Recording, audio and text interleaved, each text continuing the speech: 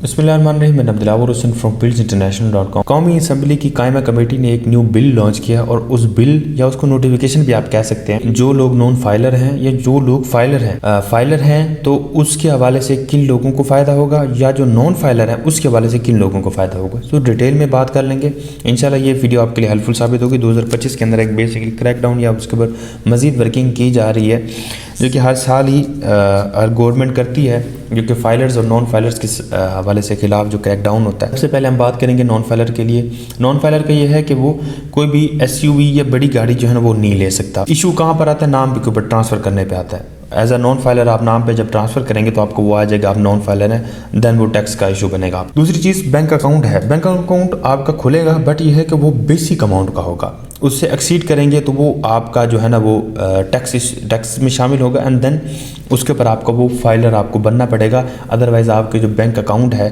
वो फ्रीज़ कर दिया जाएगा। और अनफ्रीज़ करने के लिए आपने कमिश्नर को रिपोर्ट करनी होगी या कमिश्नर के नाम पे एक एप्लीकेशन लिखनी होगी और वो इस चीज़ को अप्रूव करेगा। देन आपको जो अकाउंट है वो अनफ्रीज़ किया जाएगा। इसके बाद आप इन्वेस्टमेंट करेंगे किसी भी जगह पर कर तो सकते हैं, मतलब आप फाइलों के अंदर इन्वेस्टमेंट कर सकते हैं, बट ये है कि सॉलिड प्रॉपर्टी जब लेंगे उस प्रॉपर्टी को अपने नाम पे कराएंगे देन वो भी नहीं होगी।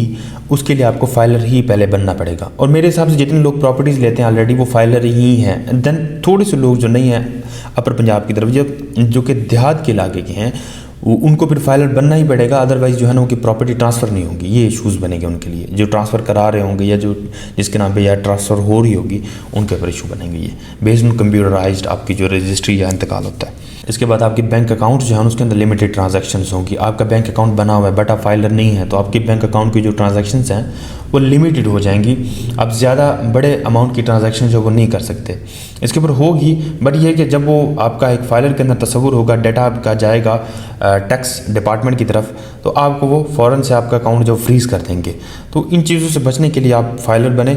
और जब आप फाइलर बनेंगे तो फॉर एग्ज़ाम्पल आप फाइलर हैं, आपके वालिदैन आपके बच्चे जो हैं वो 7 फाइलर ही तस्वुर होंगे और 25 साल से जिसकी उम्र कम है वो फाइलर की कैटेगरी में ही फॉल करेंगे, क्योंकि मेन सरबरा जो घर का होता है जो बेस्ड ऑन मतलब इनकम, तो अगर वो बंदा फाइलर है तो उसके वालिदैन या उसके बीवी बच्चे वो फाइलर की कैटेगरी में ही फॉल करेंगे। तो ये एक फाइलर या नॉन फाइलर की तरफ से एक मतलब छोटा सा नोटिफिकेशन था, ये छोटी सी वीडियो थी। आई होप सो आपको समझ आ गई होगी।